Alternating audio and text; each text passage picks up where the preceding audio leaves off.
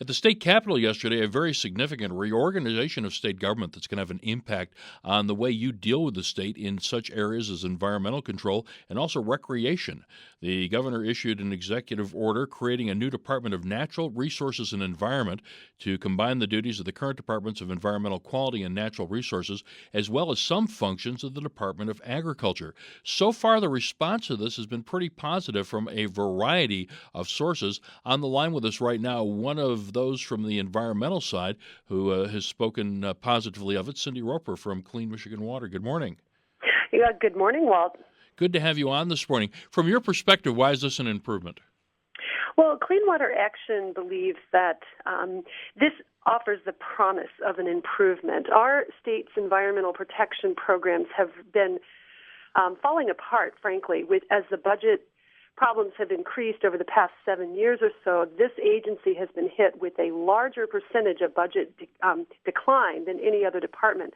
Right now, approximately 3/4 of the budget that existed, of the state budget that was dedicated to protecting natural resources and the environment, has disappeared over the past 7 years. And so, what we are viewing this announcement as is an opportunity for a variety of interests to come together and to sit down to figure out what the priorities are, how we can do things more efficiently, and to identify ways to fund environmental protection moving forward.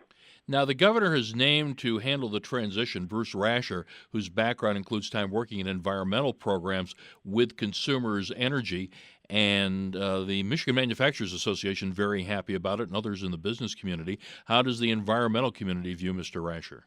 Well, I can't speak for the environmental community, but I can say I have not worked with Mr. Rasher. I look forward to the opportunity to do so, and that we are very optimistic that this process will be a coming together of interests who want to ensure that the future of Michigan's environment, the quality of our beaches, our drinking water sources, all of those things that, create the Michigan that we know and love are protected, but also that we are able to jumpstart our economy and ensure that, people are going back to work. And perhaps at the same time reopen some of those state campgrounds that have been shut down and the state parks with limited hours. With the budget cuts, a lot of the quality of life issues handled by those two departments have gone by the wayside. Well, they have, and the other thing is that, the director of the Department of Environmental Quality, Steve Chester, has acknowledged that with the cuts that have taken place, we are having less monitoring of pollution coming out of a variety of facilities in the state.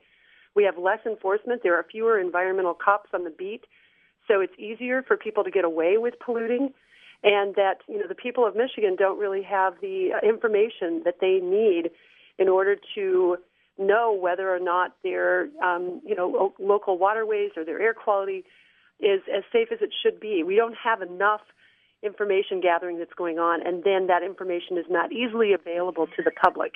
Cyndi, it's a real kumbaya moment, I think, for the Granholm administration. It's not often she does something and gets press releases issued from both the environmental community and manufacturers saying she did a good thing, but this is one of those moments.